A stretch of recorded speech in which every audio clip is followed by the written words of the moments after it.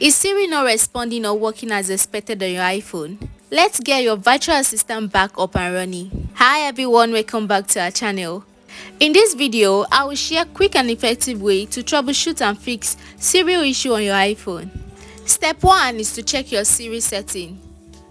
Start by ensuring Siri is enabled on your phone. Go to the setting app. Then you look for Siri and search. Toggle on the listen for a Siri, press side button for Siri or press home button for Siri, depending on your iPhone model. Step 2 is to restart your iPhone. A restart can resolve temporary glitches.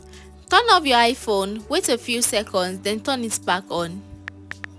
Step 3 is to check your internet connection. Siri needs an internet connection to work. Make sure you are connected to Wi-Fi or have a cellular data enabled. You can open another app to confirm your internet connection is working.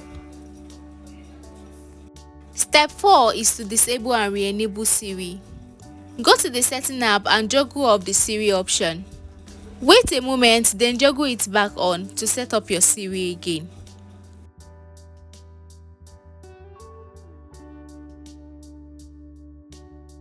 Step 5 is to check your microphone functionality. Siri won't work if your microphone is blocked or damaged. Ensure the microphone isn't covered by a case. Test your microphone by recording a voice memo. Step 6 is to update your iOS. Outdated software can cause Siri to malfunction. Go to the setting app. Then you go to General. Then you go to Software Updates and install any available updates.